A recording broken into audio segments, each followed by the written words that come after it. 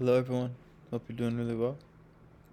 I'm going to just share a little bit about developing and um, what feels to be like a muscle within our being that happens when you can sustain your focus for long periods of time, which walking for me is the best way to get to that place because my body has something that it's occupied with.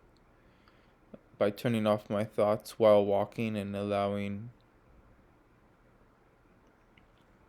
myself to be pulled along rather than feel like I'm actually pushing myself or making my body move, you know, that flow state mixed with silence.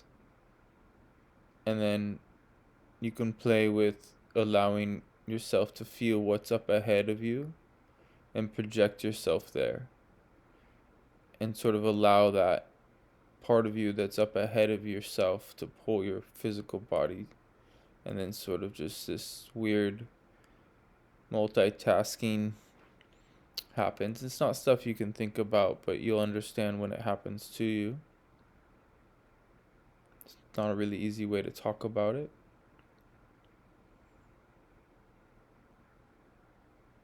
but there's never any reason to not utilize this as long as you are allowed to walk. Doesn't matter where you live, walking, even if it's in circles. Um, but I mean, obviously, the more expansive the terrain. So I love walking in the city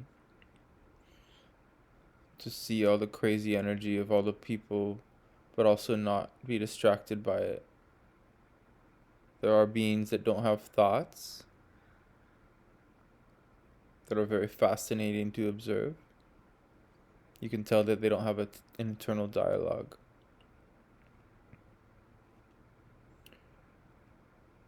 And then also I obviously enjoy seeing all the different variations of what people call mental illness.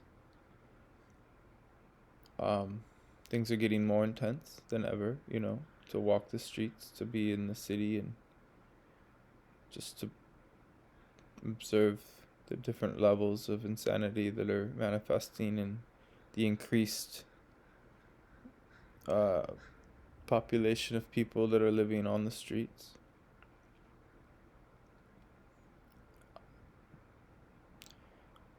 I guess, it can get so much more worse, as people know, third world countries and places like LA, which isn't a third world country, but LA is one of the most insane situations ever right now. So, um,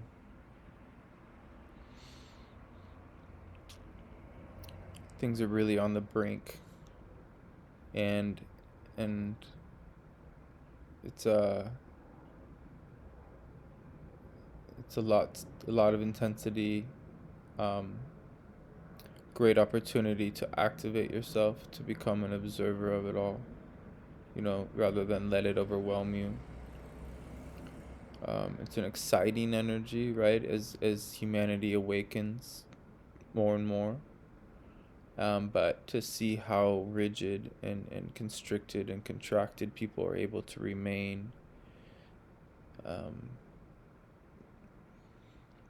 is really the lesson of the hour. We need to understand the cognitive dissonance and how intense it is and dangerous, and how to therefore navigate it and not expect it to change. By us remaining open to what possibly may occur, we can navigate it most effectively.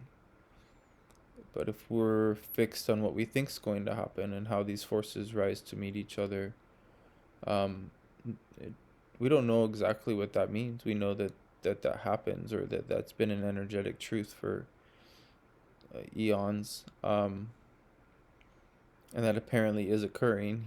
As disclosure is happening, so is control of that disclosure, and it's a way of making you feel like things are happening when in reality it's sort of um, it's just proven to be that this was well thought out, and we're dealing with psyops within psyops within psyops that are hard to understand, the complexity. And that's how they get away with it and how they keep us from our simplicity, keep us from our magnetism. And so people don't really value that as a solution. But if we were all to heal our being, our nervous system, then these psyops would not be able to be done. They need our attention in order for them to work. And if we were to take our attention and realign it with the second attention, which is the nawal space, versus the tonal, right? The tonal being the first attention. So the first attention is the 3D reality in which we operate in, which is functional and we need it. It's not something to be separate from. Where everything sort of beyond that is entering into other layers. But technically, the second attention is the dreaming side of things, where you can get really caught and lost in the details. That's why psychedelics aren't the solution. They can be helpful, but they're not. Just because you can open that door doesn't mean you won't get entrapped in there too, just like you got entrapped in the confusion of this dream spell, right? So we don't, rather than escape, we want to make peace with and perceive things for what they are, and learn to, within that environment, reach a state of joy through intent, or any means of joy is really up to you. I mean, that's what our beings desire. It does. I mean, I'm not trying to project what you should want, but ecstasy heals. Through an ecstatic experience, one remembers and is aligned with, if just for a moment, their purpose, their dharma, because their being in that remembering is remembering and having access to why they came here. The dharma is the child. The karma is all of the confusion that's been projected on us and that we've contributed to by believing. And so if we can come out of that, all of the different things, the layers of descriptions and expectations and intentions and distractions that have been placed upon our being, then we'll return to this original incredible feeling that was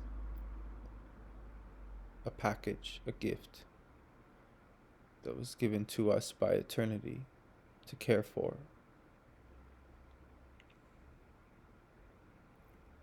By returning, reclaiming, establishing a relationship with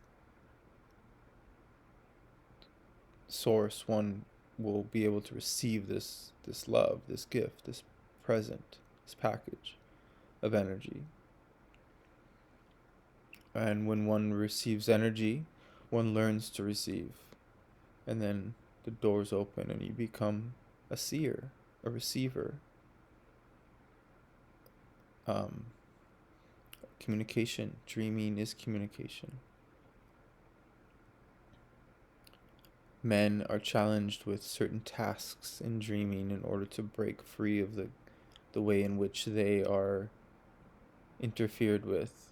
And then women can't be interfered with the way that men are. So women are free already, but they're not very focused. They're not focused at all, to be honest, because they're not meant to be. They're not designed that way. They're designed to abstract and to evolve, to allow themselves to just go, to reassemble. But to do that would be dangerous without proper training. And so we are moving toward an opportunity to finally work on what's really at stake here, like what the real issue is. And we're going to need to do it in a group, essentially.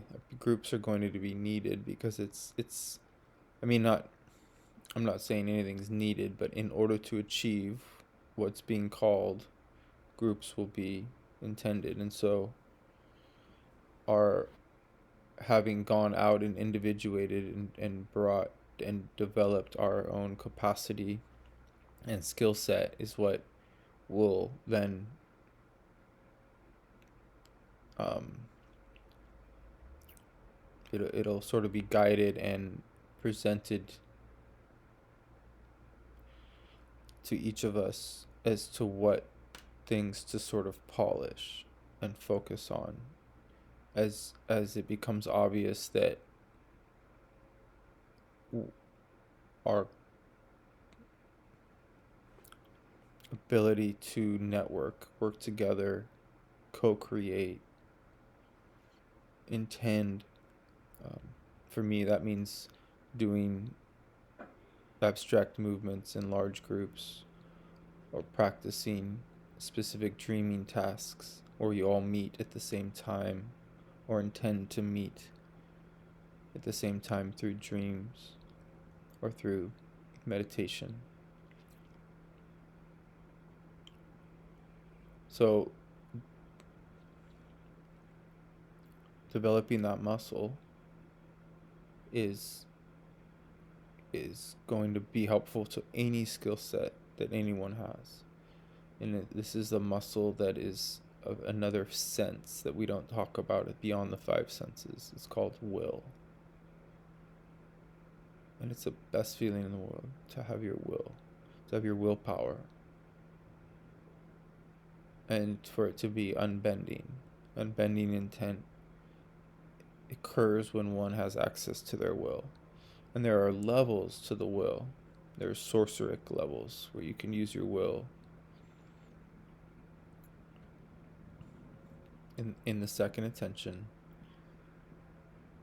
that are very advanced. And so this path is infinite. It's not a path to master truly. It's same with certain martial arts. There's martial arts that just are infinite, like Aikido. So most people aren't able to really, they're not interested if it's not something they can conquer.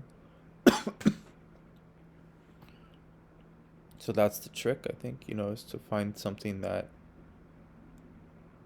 is a path of heart that is so powerful that you couldn't possibly ever even come close to mastering it. But you're not you're thankful to be a student of life, for life and of life. And in that you will just meet the most incredible energetic people, and then your energy will become incredible as well. We're just so caught in the social power part that we're just constantly checking ourselves and comparing ourselves to others,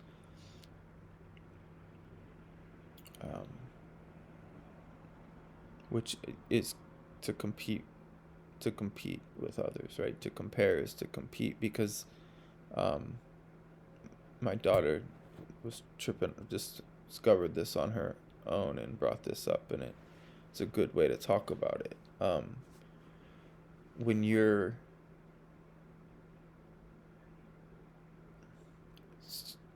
still in the social power exchange if you're seeking validation from others and are secretly competing with others and not admitting it to yourself. So that there's this huge shift when you're truly willing to go so inward and just wish for all to become their most incredible evolved self, whether you do or not. Like, it's just a matter of getting past this level of separation and realizing that for each person to heal is supportive of you, and your healing is supportive of others. It's not separate. Um, but it's great to see how the ego works, and the hive mind will use competition, jealousy, um, sex is a huge focus for the hive mind. It's a survival thing, um, and it's unfortunate because it's such an evolutionary tool for people when they're mature enough to use love making and tantra development as a means to evolve rather than as a means um, to escape. Um, and the capacity to generate sexual energy and then be able to shift from the sexual focus into the lucidity and then sort of let them merge and or just shift completely into the dreaming will help you understand that sexual energy is dreaming energy. They are one and the same. People argue that Carlos Castaneda made up what he wrote, that there was no Don Juan. I happen to know that's not true, but even if that man made every fucking thing up, then he was channeling something that was so effectively unique and effective. Like, if you understand the recapitulation, if you understand controlled folly, if you understand not doing, if you understand what I was talking about with your will and projecting yourself and allowing yourself to be pulled, which is the gateway to the gate of power, which no one's ever wrote about. Not to the degree that it is explained. The simplicity in which Carlos Castaneda reached, he was able to share and convey what Don Juan was teaching him, which is a rare teaching which my elder was taught as well. My elder was pretty by the time I met him, he was not someone I would have I not someone I wanted to be like, but he was very powerful in other ways and had the same system of information that he had gone through and explained it in a totally different syntax and was the real deal. So I verified it for myself, but my point is that these books are a miracle and they're disregarded and people don't read them. But if you read them like a roadmap and you read them over and over, and the same with these videos are serving that is a means to be listened to repeatedly because you're going to get something different from them. The second time you hear that, because you'll have changed from having, so they serve in that capacity as do other things. There's fictional books that you can read over and over, like the book Aztec by Gary Jennings is powerful fictional tale that's probably more accurate than a lot of factual books. It's hard to explain how that happens, but it's just the way our world's constructed because of the inversion and the way in which history is shared, and then the tainted nature that Hollywood has put on everything. It's really hard to get the essence of things, to strip yourself free to perceive things for what they are. But it's hidden amongst us. One of my favorite sayings by an Aikido master by the name of Tohei. We were born, we inherited gold and silver, and we went begging for pennies. So our luminosity was with us as a child. We were convinced by our parents to become slaves like they were, but we weren't at first. We had all of our light. We had everything we needed. And we've gone looking for something that's outside of us, that was already always within us, and it's still within you. You can reclaim your light. You can make a bid for power, which is to become aware. And in doing so, you will return, your being will return to the raw nature of things. Eventually, it will be shown how things work. On the energy side, it doesn't mean it won't happen in a physical experience. It's usually by facing the ocean, or going into the mountains, or waking yourself up on some level, that you will receive the raw message that will return you, that will basically remove your personal veil. And in that removing of the veil, the mother will speak to you. The father will speak to you. You will meet the design. You will interact with the design because you are an extension of it. You're not separate from. And so you don't need it to be a voice, a mother or a father. You don't need any of that. Your process of seeing may be unique to you. The voice of the seer is within. Dreamers go into a dark closet. I just use a blanket over my head now. And I look at the darkness for what it is. And I don't try, but I enjoy not thinking while I'm observing. And I'm instantly taken into some really unique perceptions. There's a whole way to learn dreaming within there. But it's also a place to recapitulate. And dreaming doesn't really become powerful until one has successfully recapitulated. So the pressure of that closet, the dreaming box, whatever you build or do or go, caves.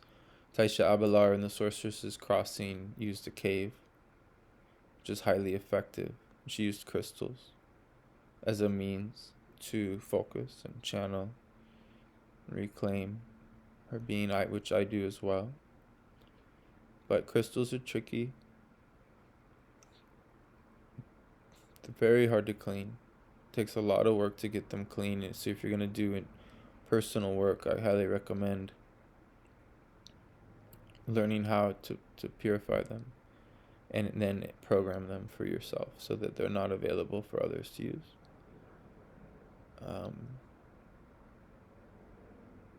And that process is an incredible process to go through. But crystals are not needed. Nothing's needed. You can do whatever you want. You don't need to do anything, right? You could just be. And in the end, that's all there is to do. But because of the inversion, we've become complex ourselves. So it's okay to be complex. It's okay to admit that you've become complex. And in the complexity, there's intensity. And there's a lot of information to learn and gather. And they serve as a means for you to generate awareness. You will not need any of the things you think you need now, later. Your journey is to die. That's what you're preparing for. Our evolution is to learn how to die in a unique alternative way than the typical way.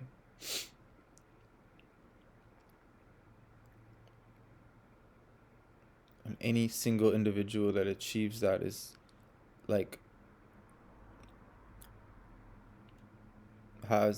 is making the greatest contribution to the whole. Which would seem strange, right? They're leaving. They're becoming so powerful that they separate from the pack and do something very unique that isn't typically done. So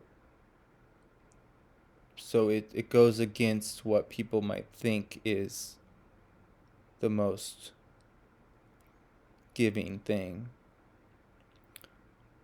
It would seem selfish rather than selfless. It's hard to explain. Everything's a contradiction, so it is both selfish and selfless. The ego, though, it's all about the self. The ego wants to be remembered. The ego wants people to be at their funeral. The ego wants to have been known to have made a difference. That's the difference, is the selfless act of exiting the matrix to assist from the other side, to intend to unlock this illusion so that your capacity to perceive expands, so that you can be more of service, is not selfish. And yet it's you have to be absolutely boundaried, and you do not give your time or energy away. So again, it's just such a tricky thing. You have to be a miser of energy. And so your purification becomes more important than what's going on. But you do want to listen. There's going to be times where you're called out of the cave to go be of assistance to family or friends when needed. But the boundaries want to be based on your inner knowing, not on expectations from others. And how we go about healing those expectations and becoming whole enough to stand up for ourselves is a journey in itself. The few people in our inner circle have the most impact on our experience, and if we can communicate what we're going through and they can respect that, then it's harmonious. That's not often the case. So it can be tricky, and you can be as creative and as inventive as you need to be, or you can be as blunt and as cruel as you need to be. It's not cruelty, it's ruthlessness is necessary. And it's a matter of your energy, and your energy matters to you. You're going to live a long, incredible life. Don't sacrifice what you know to be what your nervous system needs. But at the same time, don't lie to yourself. Sometimes the nervous system, it's been given so much opportunity to repair and rest that it's scared of going back out and testing itself. So don't forget to discover your resiliency zone, because you get energy from engaging in the world. So a lot of people get caught trying to heal and forget that it's healing to have purpose within the matrix as well, to be able to pull it off. Right? That really takes away the scary nature of it all. So whatever it is for you, you just want to, your inner knowing will tell you when hearing these concepts. It's just a matter of whether you're ready to admit and take action. And that's okay to not be ready to take action. The admitting part is the beginning of getting that anxiety to shift. Honesty heals. Honesty with self is everything.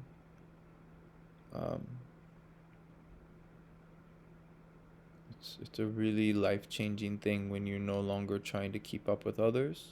That allows you to stop and really reflect on, what the fuck am I doing? Why do I do the things I do? How did I get into these things that I'm distracted by? Oh yeah, I was somebody you don't even hang out with anymore, right? But now it's your thing, and or whatever. Like, the different things that keep us in a state of distraction are intense. But as people are finding out, when you try to come out of distraction, that's too intense too. We don't have the capacity to stay in these incredible altered states full time as of yet. I'm able to. It was hell what I went through to get to it, yeah, because there's a lot of pressure, and I took a lot of risks. There's a more sustainable way to do it, right? The movements, um, the recapitulation. This stuff's tried and proven. It definitely won't go too fast for you. It gives you something to do. It's a matter, though, of you being willing to accept that there's a system that's so simple and available, and then coming to terms with the fact that, yeah, it's because it's so powerful. There's a great pressure on us to not, by our ego, to not move towards something that's going to actually work. It, our ego wants to get hooked by something that will just distract us. It's usually why we get into relationships with people that aren't truly available, because then we don't actually have to face our own armor. And then we're like, well, why isn't this person like, it's just a lie we tell ourselves, and we keep going on with it because it's too uncomfortable to face. But we don't really want to be alone, and so we go through this whole weird journey of just pretending our armor isn't in the way, but it is. Our armor is in the way. Doesn't You don't have to have a partner to face your armor. You can do the shadow work without having a partner. And in fact, I mean, it's probably the way to do it. Um, but by all means, whatever is in your heart, if you're called to work through it with a partner, and you have a partner that's willing to work with you, that's incredible. Trying to do it on your own and your partner isn't doing the work, that's even more difficult, but you never know. It could be a miracle. I mean, it could be the most dopest thing in the world. If you're willing to go, yeah, creatively, rather than just trap or test your partner, but actually really show up and intend and offer every opportunity for them to be vulnerable and heal with you. But if you're setting them up and like, oh, look, they're not even trying, and you're just in this drama about trying to beat the right one, then that's a bunch of nonsense. You're just, again, lying to yourself. This stuff's hard. It shows up in every aspect of our life. But when we get to how obvious it all is, then the breakthroughs can really happen. And then we can have the same breakthroughs with our relationship with like employers or government or whatever, because all that shit's going to get more intense. And we want to be light, not attracting drama. We want to be in the flow of things so that doors open for us that don't normally open for people. That's the magnetism. There's a way of being that the universe responds to.